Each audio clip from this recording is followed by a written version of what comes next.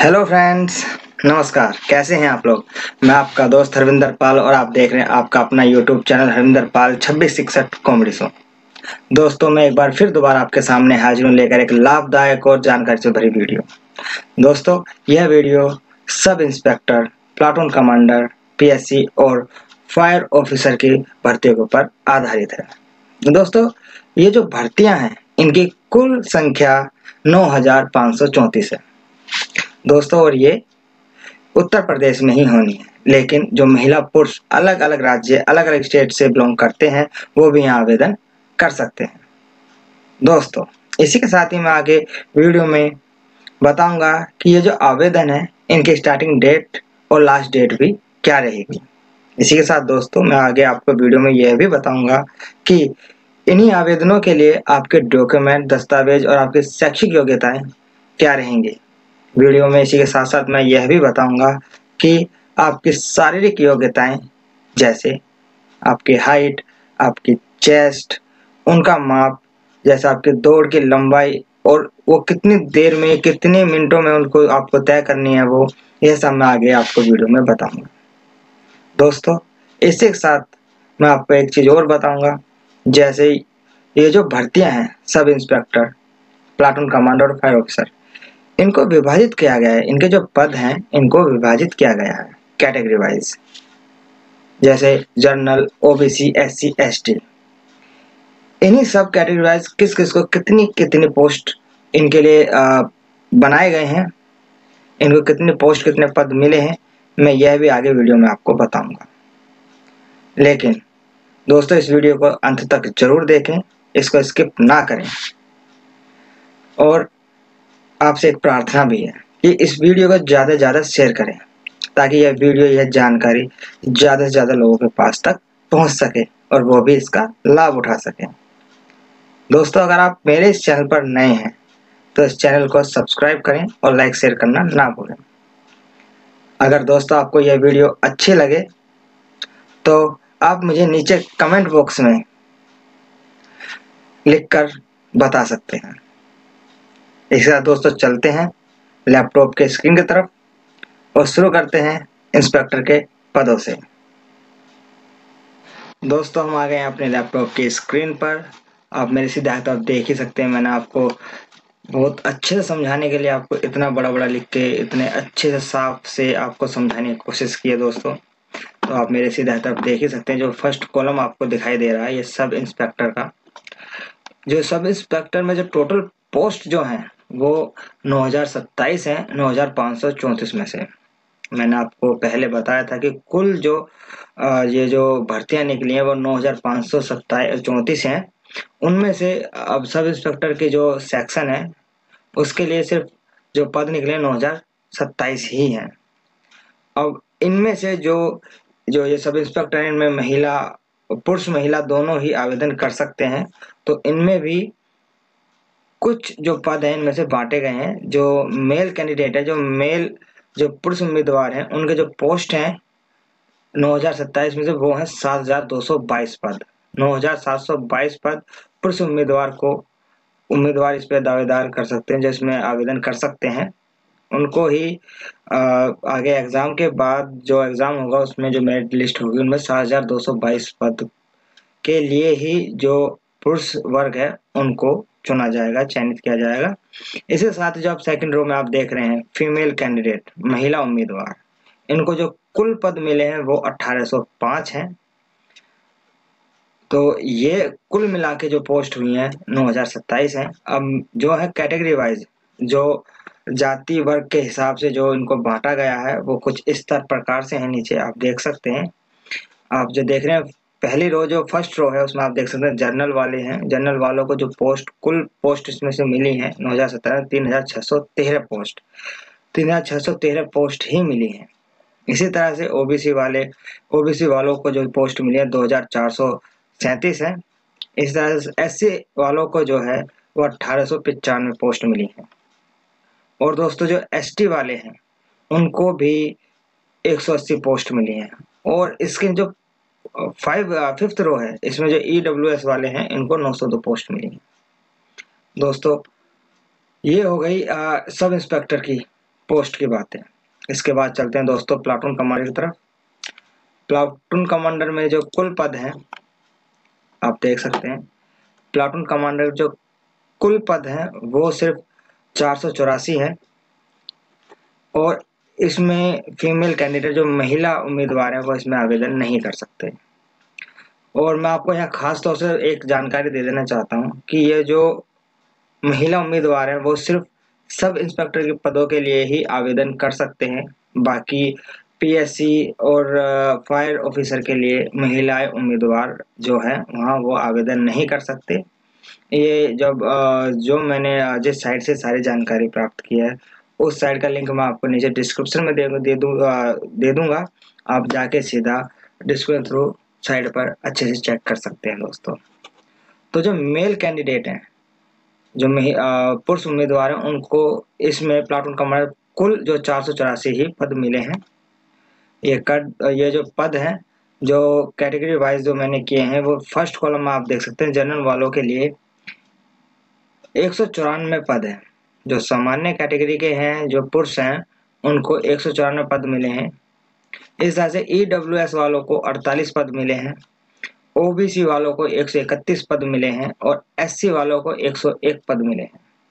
इसी तरह से एसटी वालों को भी इसमें 10 पद मिले हैं दोस्तों। इसके बाद हम चलते हैं फायर ऑफिसर के पदों की तरफ। ये जैसे कि आप देख सकते हैं दोस्तों, फायर ऑफिसर अग्निशमन अधिकारी, इनको जो कुल पोस्ट मिली हैं वो पोस्ट जो पद हैं वो है 23 पोस्ट यहाँ अवेलेबल है फायर ऑफिसर के लिए। मेल कैंडिडेट के जो पद हैं, पुरुष उम्मीदवार जो पद है वो टोटल 23 हैं। और जैसे मैंने आपसे थोड़ी देर पहले ही बताया था कि फीमेल कैंडिडेट इनके लिए यहाँ आवेदन नहीं कर सकते, इनके लिए यहाँ कोई पद है ही नहीं। तो जो मैंने इसको कैटेगरी वाइज किया है वो ऐसा जनरल वाले जो हैं उनको 10 पोस्ट मिलते हैं, जो 10 पद हैं वो जनरल वालों के लिए इसमें सुरक्षित किए गए हैं, रिजर्व किए गए हैं। और ओबीसी वालों के लिए 6 पद रिजर्व किए गए हैं और एससी वालों के लिए 5 पद रिजर्व किए गए हैं, सुनिश्चित किए गए हैं। और एसटी वालों को इसमें कोई पद नहीं है। जो एसटी वाले हैं फायर ऑफिसर में उनके लिए कोई पद सुनिश्चित नहीं किया गया, कोई पद रिजर्व किया ही नहीं गया। इसी तरह से इसमें ईडब्ल्यूएस वालों को भी स्थान मिला है, उन्हें 2 पद उनके जो रिजर्व किए गए हैं। दो उसमें से जो ईडब्ल्यूएस वाले हैं 2 उम्मीदवारों को इसमें चुना जाएगा। इसी के साथ दोस्तों बढ़ते हैं आगे। जो अब आपके जो डॉक्यूमेंट है, जो दस्तावेज हैं, अब आपको आवेदन के लिए उसमें क्या क्या दस्तावेज चाहिए वो मैं आपको बता देता हूं दोस्तों। ये हैं आपको जो आपकी शैक्षिक योग्यता रहेगी, वो शैक्षिक योग्यता आपकी एजुकेशन आपकी एलिजिबिलिटी रहेगी वो सब इंस्पेक्टर के लिए। मैं आपको पहले बता दूं सब इंस्पेक्टर के लिए है, आप देख सकते हैं सेकंड कॉलम में सब इंस्पेक्टर। तो सब इंस्पेक्टर वालों के लिए स्नातक ग्रेजुएशन जो है कंप्लीट होनी चाहिए। वो भारत में किसी भी विश्वविद्यालय से हो, इससे फर्क नहीं पड़ता, पर आप स्नातक ग्रेजुएशन ही होने चाहिए और वो आपकी कंप्लीट होनी चाहिए। जो आपकी ग्रेजुएशन है, जो आपकी स्नातक आपने जो ग्रेजुएशन की है वो 30 अप्रैल 2021 तक कंप्लीट होनी चाहिए, तभी आप इसमें आवेदन कर सकते हैं। अगर आप अभी ग्रेजुएशन कर रहे हैं तो आप यहाँ आवेदन आप अभी एलिजिबल नहीं है इस जो ये अभी भर्तियां निकली हैं इसमें आवेदन करने के लिए। तो जिनकी 30 अप्रैल 2021 में रात 12 बजे तक यह आपने कंप्लीट करनी है, आपके हाथ में इसका सर्टिफिकेट होना चाहिए, तो ही आप इसके लिए आवेदन कर सकते हैं। जो अब मैं आपको आगे चल के बताऊंगा कि इसकी लास्ट डेट क्या है इन आवेदनों की। इसी प्रकार से फायर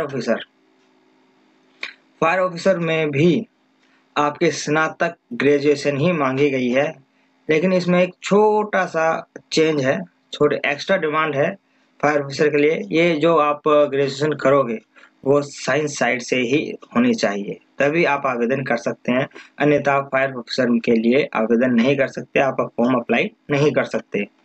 और दोस्तों यह भी 30 अप्रैल 2021 तक कंप्लीट होनी चाहिए, ये सेम है दोनों में कि अगर आपके 30 अप्रैल 2021 तक आपकी ग्रेजुएशन कंप्लीट नहीं होती है तो आप इसमें आवेदन नहीं कर सकते। तो दोस्तों ये हो गया आपकी शैक्षिक योग्यता की बातें।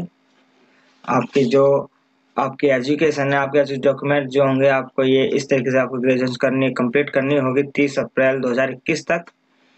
तो इसी के साथ दोस्तों आगे बढ़ते हैं हम। अब हम आते हैं फिजिकल पे, और सबसे पहले हम बात करते हैं चेस्ट यानी कि आपके सीने की। तो दोस्तों ये सिर्फ मेल कैंडिडेट हैं, जो पुरुष है वो ही यहाँ पे ये उसी के लिए अप्लाई होता है। जो पुरुष है, पुरुष विभाग वर्ग है, उन्हीं के लिए यहाँ पे अप्लाई होता है। ये भी मैंने कैटेगरी वाइज किया है। तो ये जो जर्नल है उनकी जो सामान्य सीना होगा, जो बिना फ्लाई जो सीना होगा वो होगा 79 सेंटीमीटर। और जो फूलने के बाद होगा, जब आप सीना फुलाएंगे, जो उसकी माप होनी चाहिए वो 84 होगी। आपको इसमें जो फुलाव है, जो इसमें डिमांड हुई है फुलाव, सीने की फुलाव की, वो 5 सेंटीमीटर की अनिवार्य है। उतना फुलाव आपके चेस्ट में होना चाहिए जब आपकी ये चेस्ट आपकी नापी जाएगी।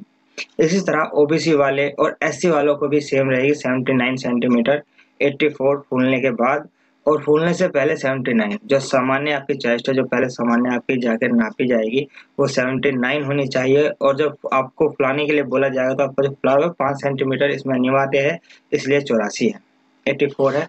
लेकिन एसटी वालों को इसमें थोड़ी सी छूट है। आप एसटी वालों को इसमें सिर्फ 2 सेंटीमीटर की छूट है। सामान्य पे उनको 77 सेंटीमीटर है, 77 सेंटीमीटर। और जो फूलने के बाद है, जो फुलाव, वो 5 सेंटीमीटर चाहिए ही चाहिए, अनिवार्य है सभी के लिए। पर इसमें जो है एसटी वालों को सिर्फ 2 सेंटीमीटर की छूट मिली है, इसलिए उनको फूलने के बाद 82 सेंटीमीटर की चेस्ट चाहिएगी। उसका इतना जो है मेजरमेंट आना ही चाहिए, होना ही चाहिए। लेकिन यहाँ पे जो फीमेल कैंडिडेट हैं उनके लिए इसमें उनको इंक्लूड नहीं किया गया है। उनके लिए इसके अलग, इसी से विपरीत उनके वजन को लिया गया है कि जो फीमेल जो कैंडिडेट है वो all category, general, OBC, SC, ST जो भी हैं, उन सब का जो है वेट 40 केजी की डिमांड है। इसमें आपका वजन 40 किलो ही होना है चाहिए। अब बात कर लेते हैं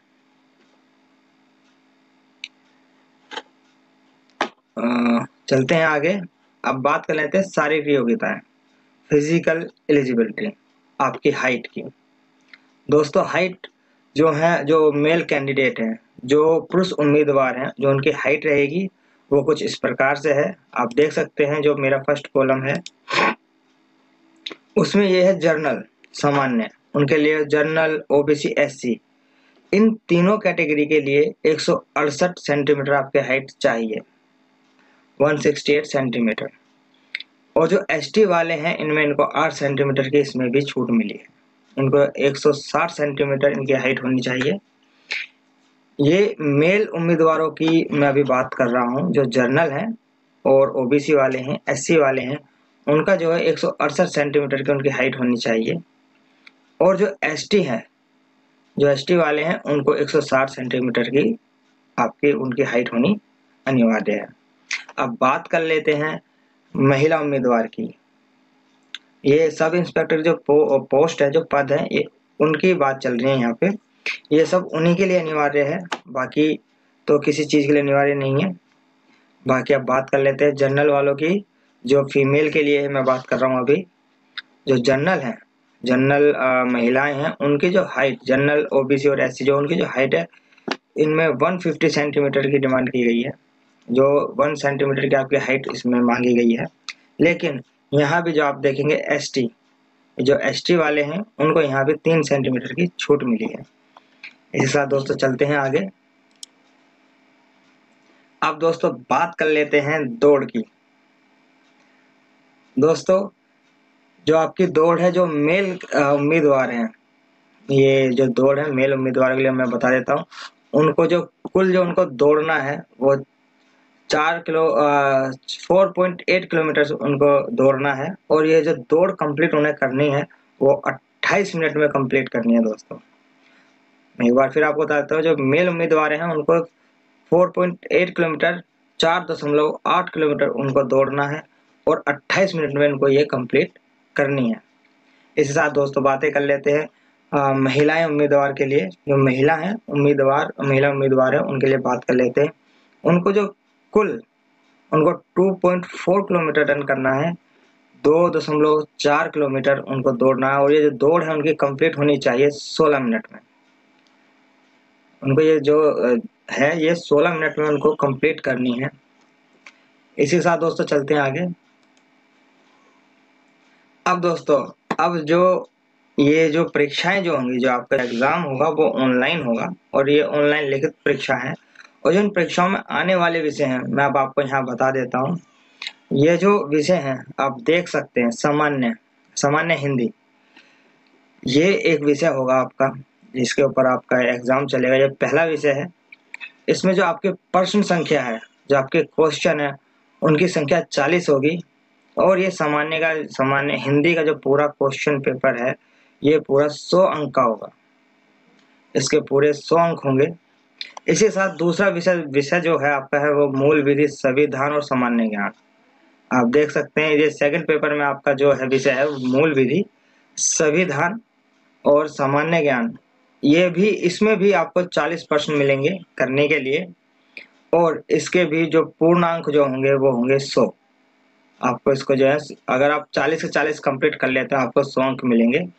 इसके साथ जो आपका थर्ड विषय जो आपका होना है, तीसरा जो विषय सब्जेक्ट है वो है संख्यात्मक एवं मानसिक योग्यता परीक्षा। ये आपका तीसरा विषय रहेगा और इसमें भी आपको 40% मिलेंगे करने के लिए और ये भी इसका जो पूर्णांक होगा वो भी 100 अंक आपको इसमें मिलेंगे। इसके साथ बात कर लेते हैं चौथे सब्जेक्ट के ऊपर। चौथा जो आपका विषय, फोर्थ सब्जेक्ट जो है उसकी बात कर लेते हैं। यह है मानसिक अभिरुचि परीक्षा और बुद्धि लब्ध परीक्षा। इसमें भी आपको 40% मिलेंगे करने के लिए। 40 क्वेश्चन जो है आपको करने हैं इसमें भी और इसका भी जो पूर्णांक होगा, फुल मार्क्स जो आपको इसमें मिलेंगे अगर आप पूरा कंप्लीट करते हैं बिना किसी मतलब कहीं कुछ आपको दिक्कत के परेशानी आए तो आपको इसमें पूरे 100 अंक मिलेंगे। एक साथ आपको एक महत्वपूर्ण सूचना और देता हूँ यहाँ पर। जो ये ऑनलाइन परीक्षा है उसको लेकर आपको प्रत्येक विषय में यानी कि सामान्य हिंदी, मूल विधि, संविधान, सामान्य ज्ञान, संख्यात्मक एवं मानसिक योग्यता परीक्षा, मानसिक अभिरुचि परीक्षा, बल बुद्धि परीक्षा, प्रत्येक विषय में यानी कि कम से कम को 35% अंक लाने अनिवार्य हैं। यानी कि आपको सामान्य जो हिंदी है इसमें भी 35% अंक आने ही चाहिए। मूल विधि में भी आपके 35% अंक आने ही चाहिए। संख्यात्मक और मानसिक अभिरुचि परीक्षा, बल बुद्धि परीक्षा, थर्ड, फोर्थ, फर्स्ट, सेकंड सब में आपके 35% अंक आने ही चाहिए। और जब आपके सारे अंक जोड़े जाएंगे, चारों सब्जेक्ट के जो अंक पूरे जोड़े जाएंगे, उन सभी विषयों को मिलाकर जो आपके उसके बाद आपके 50% अंक होने चाहिए। ये बहुत ज्यादा अनिवार्य है। अगर आपके अंक नहीं होते हैं तो आपका नाम मेरिट लिस्ट में नहीं आएगा, क्योंकि इन्हीं अंकों के आधार पर आप मेरिट लिस्ट में आ पाएंगे, अन्यथा आप मेरिट लिस्ट में नहीं आ पाएंगे। चलिए दोस्तों चलते हैं आगे और बात करते हैं उम्र की। ये महिला पुरुष दोनों और SC ST OBC जनरल के सभी के लिए है, लेकिन इसमें एक छोटा सा चेंज है। जो हमारे जर्नल हैं, जो जर्नल वर्ग से हैं, सामान्य वर्ग से जो हैं, उनको उम्र में कोई छूट नहीं मिली है। उनको 1 जुलाई 2021 को जो जर्नल वाले हैं उनकी जो उम्र है वो 21 से 28 वर्ष होनी ही चाहिए। उनको इसमें कोई छूट नहीं मिली है। लेकिन इसी स्थान पर OBC SC ST वालों के लिए 5 साल की छूट है। और इसमें एक और चीज है, जो आवेदन करता है, जो महिला पुरुष उम्मीदवार हैं जो यहाँ आवेदन करेंगे, उनका जन्म 1993 1993 से 2000 में ही होना चाहिए। यानी कि 1993 से सन 2000 के बीच में ही होना चाहिए। ये होगा। इसके बाद और जो बात है, जो OBC SC ST वाले हैं उनको अगर इसमें छूट चाहिए, अपने 5 साल की जो छूट जो इसमें मिल रही है आपको ओबीसी SC ST वालों के लिए, तो आपके पास छूट के लिए आपके पास एक मूल निवास और जाति प्रमाण पत्र होना अनिवार्य है। दोस्तों, अब मैं आपको लेकर आया हूँ अपने साइट पर, जहाँ से मैंने सारी जानकारी ली है, और इस साइट का नाम, इस पोर्टल का नाम sarkariresult.com है।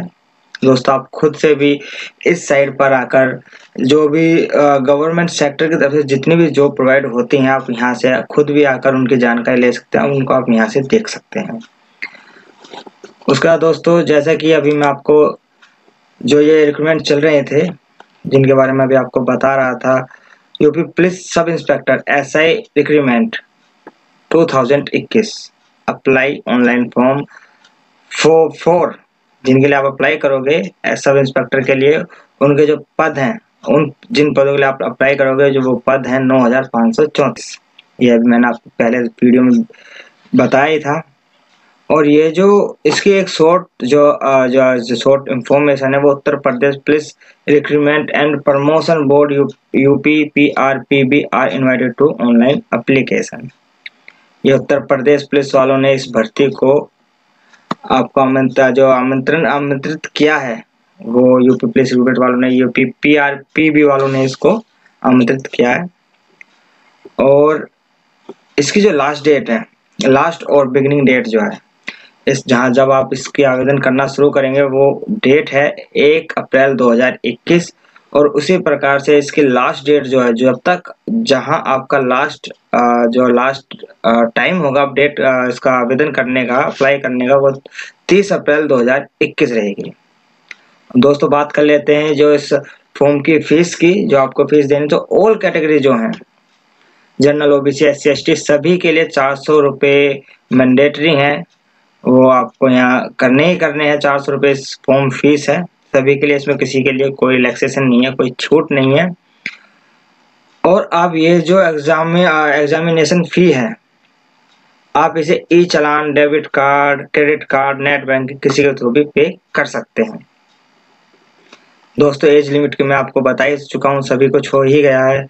वैकेंसी डिटेल मैं आपको दे ही चुका हूँ, जो भी जितने मैंने आपको बताया था। जो यहाँ वैकेंसी 9534 में से सब इंस्पेक्टर के लिए 9027 थी, और इसके लिए जो bachelor degree in any stream in any recognised university in India, यानी कि भारत के किसी भी विश्वविद्यालय से आपने बैचलर डिग्री की हो, स्नातक आपने क्या हो।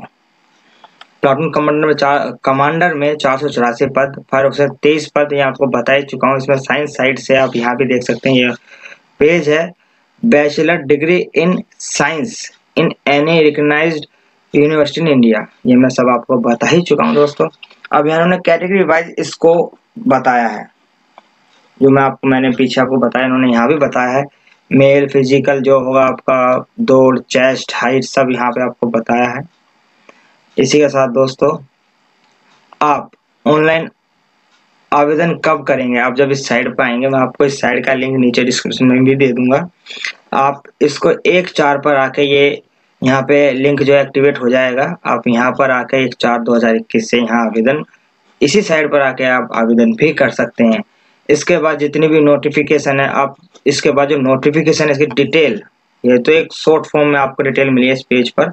अगर आपको इसकी फुल डिटेल चाहिए, तो आप डाउनलोड नोटिफिकेशन जो है, यहाँ पे जब क्लिक हेयर करेंगे, तो इसकी नोटिफिकेशन है वो डाउनलोड हो जाएंगे आपके, और यहाँ कुछ इस प्रकार से खुलेगा। तो आप यहाँ से भी इसको देख सकते हैं। और इसमें जो अभी कुछ छोटी सी और जानकारी जो है यहाँ भी नोटिफिकेशन में है, यहाँ भी देख के मुझे ध्यान आया, जो स्वतंत्रता संग्राम सेनानी के जो आश्रित हैं, उनको भी इसमें 2% का जो आरक्षण मिला है, रिजर्वेशन मिला है, वो भी इसमें आप दे सकते हैं। उनके लिए 180 पद हैं।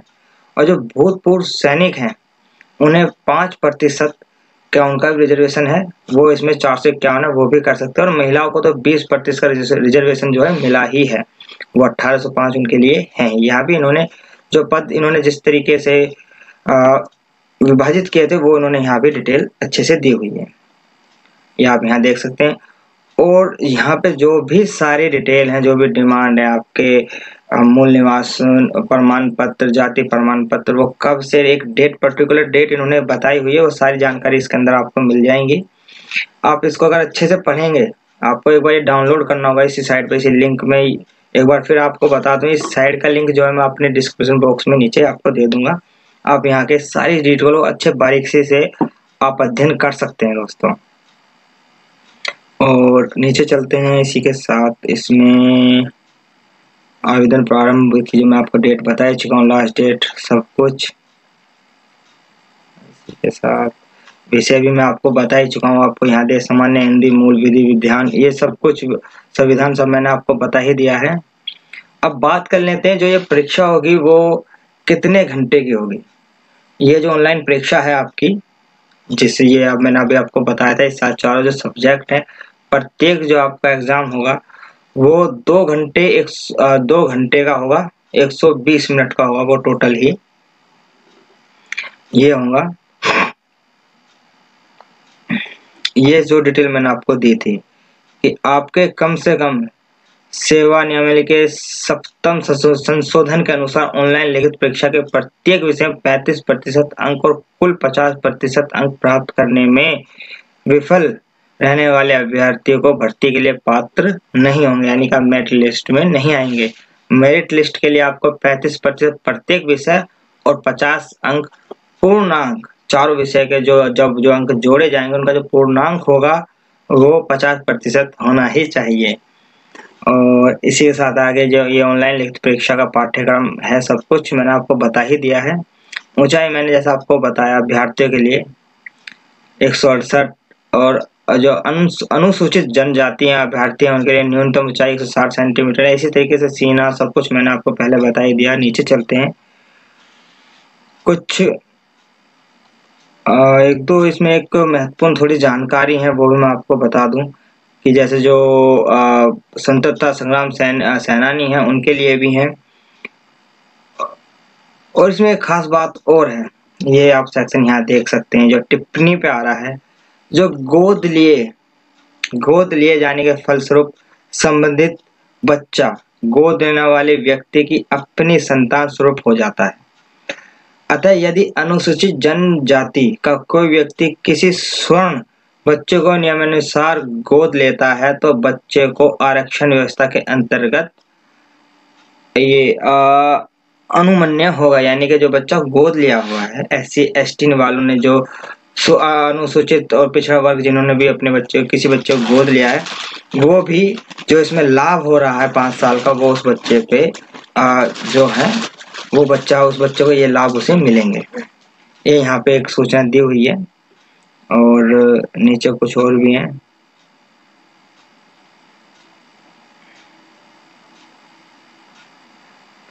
कहाँ ऑनलाइन आवेदन की प्रक्रिया, ये भी बता दिया वो। द्वितीय चरण शैक्षिक, तृतीय चरण 1,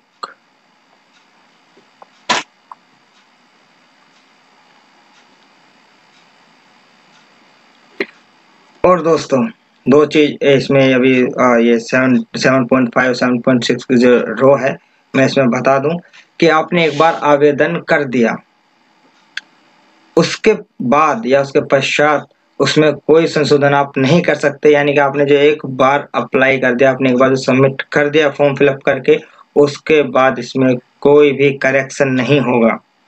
इसलिए दोस्तों आप एक बार फॉर्म भर के उसका रिव्यू जरूर कर लें, अच्छे से अध्ययन कर लें कि आपकी जो जितनी भी आप जानकारी दे रहे हैं वो सब ठीक हो, अच्छे से हो, ताकि वो फेल ना हो, आगे जाके वो सक्सेसफुल हो जाए। इसी के बाद ऑनलाइन आवेदन पत्र भरने हेतु विस्तृत निर्देश बोर्ड की वेबसाइट पर यथा समय उपलब्ध रहना है। यानी कि 1 अप्रैल 2021 को आपको जो उनकी जो वेबसाइट है, इन पर आपको अवेलेबल रहना है, आपको ऑनलाइन रहना है। इसी के साथ आगे चलते हैं। और ये जो उनकी जो अपनी खुद की जो सीनियर्स होते हैं, उनके जो अपना होता है, वो यहाँ पे जो फैसला है, जो उनका डिसीजन है, यहाँ जो आप देख सकते हैं 9th कॉलम पे, बोर्ड का निर्णय अंतिम होगा। अभ्यर्थी की पात्रता आवेदन पत्रों को स्वीकार अथवा अस्वीकार करने, मिथ्या जानकारी लिए सस्ती चयन के तरीके, परीक्षाओं के आयोजन और परीक्षा केंद्रों के आवंटन संबंधी सभी मामलों में बोर्ड का निर्णय अंतिम एवं बाध्यकारी होगा। इस संबंध में कोई पत्राचार स्वीकार्य नहीं होगा।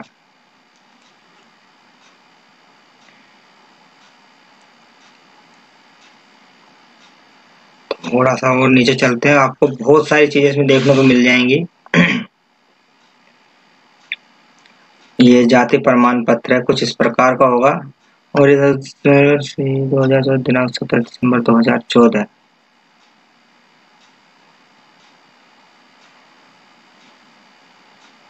और ये जो आपका, ये मैं बता दूं, जो है जो पिछड़े वर्ग के हैं उनके लिए 2014 दिनांक 17 दिसंबर 2014 17 दिसंबर का बना हुआ आपका ये क्या था, ये यहाँ पे मैं बता दूं आपको, जाति प्रमाण पत्र स्वीकार होगा, वो आप उसमें लगा सकते हैं दोस्तों फॉर्म भरते हुए समय। इसी तरीके से जो आपका जाति प्रमाण पत्र है वो भी लगा सकते हैं। जनजाति अनुसूचित और अनुसूचित जनजाति, वो भी 17 दिसंबर 2014 का जो सर्टिफिकेट है ये जाति का लगा सकते हैं। इस तरीके से आवास और आश्रित डोमिसाइल जो है आपका, वो 21 अप्रैल 2015 का भी आप लगा सकते हैं यहाँ पे। अगर आपने नहीं बनवाया तो अभी बनवा लो, बहुत वक्त है आपका, ये करीब करीब 7 से 8 5 6 7 दिन में ये आपका बन जाता है, आपको मिल जाता है। आप इसे डाउनलोड कर सकते हैं, ऑनलाइन भी इसका आवेदन कर सकते हैं। आप किसी भी साइबर कैफे पे जाकर आप इसको बनवा सकते हैं, दोनों ही चीजों को बहुत आसानी से। और तो दोस्तों इसी के साथ ये सारी चीजें यहाँ कंप्लीट हो जाती हैं। इसके कुल मिला के इसके जो पेज हैं वो 20 पेज हैं। इसमें नोटिफिकेशन जो पूरी जानकारी जो जारी हुई थी, इसके 20 पेज जारी हुए थे। दोस्तों ये जो जानकारी मैंने आपको दी है, अगर ये जानकारी आपको अच्छी लगे तो इस वीडियो को सब्सक्राइब जरूर करें और इस वीडियो को लाइक और शेयर तो करना ही ना भूलें, क्योंकि दोस्तों यह जानकारी जितने लोगों के पास तक पहुंचेगी, इस जानकारी का लाभ उतना ही ज्यादा लोगों को पहुंचेगा। दोस्तों मिलते हैं अगले वीडियो में इसी तरह की किसी महत्वपूर्ण जानकारी को लेकर। जब तक के लिए धन्यवाद, नमस्कार, जय हिंद।